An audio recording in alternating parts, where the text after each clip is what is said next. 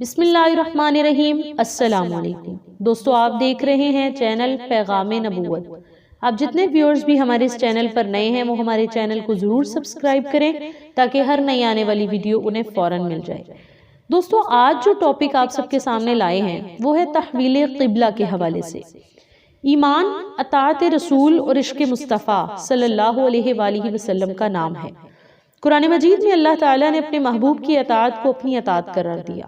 گویا اطاعت رسول ہی زاد سفر، اطاعت رسول ہی سرمایہ حیات اور اطاعت رسول ہی توشہ آخرت ہے۔ دوستو، آپ نے وہ شعر سنا ہوگا کہ دل جس سے زندہ ہے وہ تمنا تم ہی تو ہو، ہم جس میں بس رہے ہیں وہ دنیا تم ہی تو ہو۔ اسلام کی جملہ عبادات شان اجتماعیت کی حامل ہے۔ اسی طرح نماز بھی ایک ایسی جامع عبادت ہے جو دیگر تمام عبادات کی خصوصیات کو اپنے اندر سموئے ہوئے ہے۔ نماز مومنین کو ڈسپلن سکھاتی ہے۔ نماز با جماعت کے دوران لاکھوں افراد اپنی انفرادیت گم کر کے وحدت کے رنگ میں رنگے جاتے ہیں۔ حضور ختمی مرتبت صلی اللہ علیہ وآلہ وسلم ہجرت کر کے مدینہ پہنچے تو حکم الہی کے مطابق 17 ماہ تک بیت المقدس کی طرف رخ کر کے نماز پڑھتے رہے۔ مسجد نبوی کی تعمیر ہوئی تو یہ بھی بیت المقدس کے رخ پر تعمیر ہوئی، لیکن آپ صلی اللہ علیہ وآلہ وسلم کی دلی خواہش تھی کہ کعبہ شریف کو مسلمانوں کا قبلہ قرار دے دیا جائے۔ یہ اس لیے بھی ضروری تھا کہ مسلمانوں کو انفرادی اور امتیازی مقام دلانا مقصود تھا۔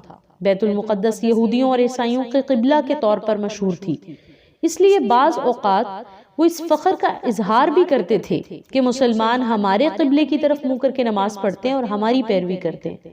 یہ بھی تانا دیتے تھے کہ مسلمانوں کا تو اپنا کوئی قبلہ ہی نہیں۔ ان مختلف عوامل اور اسباب کے پیش نظر قلب اطہر میں اس خواہش کا مچلنا کہ کعبہ شریف کو قبلہ بنا دیا جائے ایک قدرتی امر تھا۔ روایات میں ہے کہ حضرت جبرائیل امی علیہ السلام سے بھی حضور صلی اللہ علیہ وآلہ وسلم نے اپنی اس خواہش کا اظہار کیا تو وہ عرض کرنے لگے کہ یا رسول اللہ صلی اللہ علیہ وآلہ وسلم، میں بھی آپ کی طرح ایک بندہ ہوں، مجھے آپ کی خاطر وہی کچھ کرنے کا اختیار ہے جس کا مجھے حکم دیا جائے، آپ اللہ سے دعا جاری رکھیں۔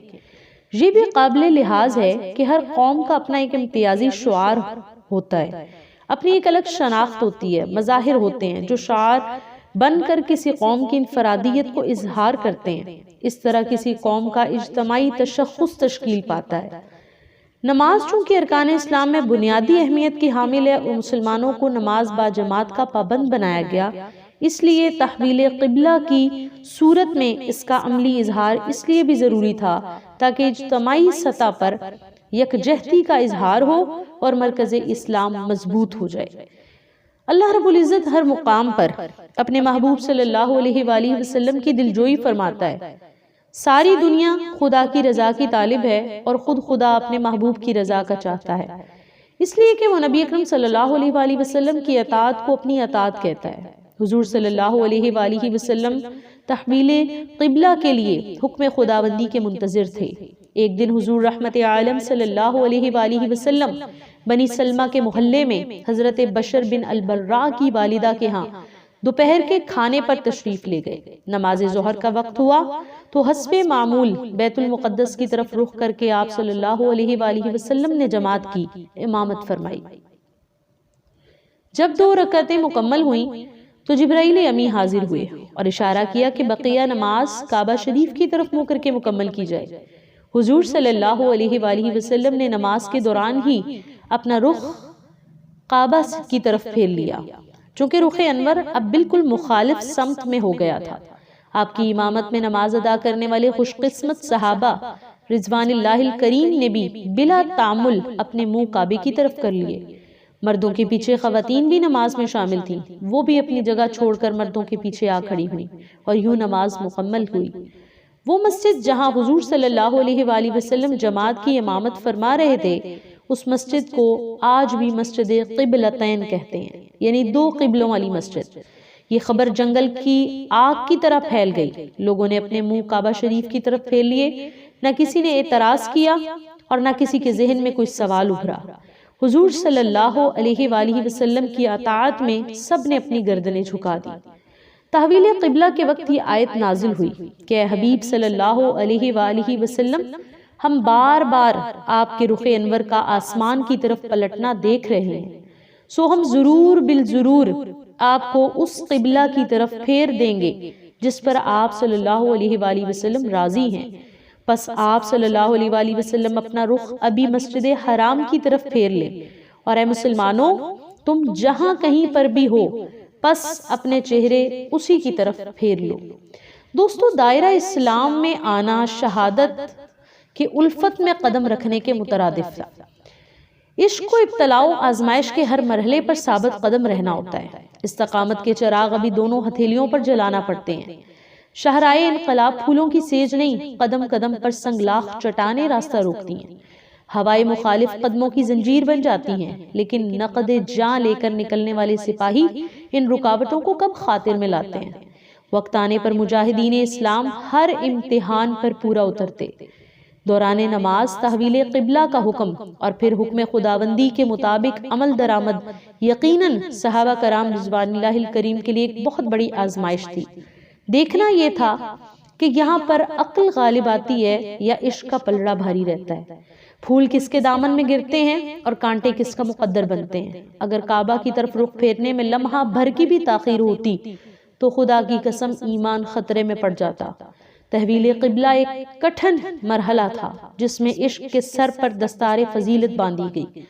صحابہ کرام رضوان اللہ الکریم جانتے تھے کہ دوران نماز قبلہ بدل لینے سے انہیں اغیار کے طعنے سننا پڑیں گے، انہیں الٹے سیدھے سوالات کے جوابات دینا ہوں گے، مخالفین کی طرح طرح کی باتیں سننی ہوں گی، ملامت کے تیر برسائے جائیں گے۔ مذہبی معاملات میں شعائر کے ساتھ ایک جذباتی وابستگی ہوتی ہے۔ اس جذباتی وابستگی کو غلط طور پر ایکسپلائٹ کیا جا سکتا تھا۔ اعتراض اٹھایا جا سکتا تھا کہ دوران نماز رخ پھیرنے کی کیا ضرورت تھی۔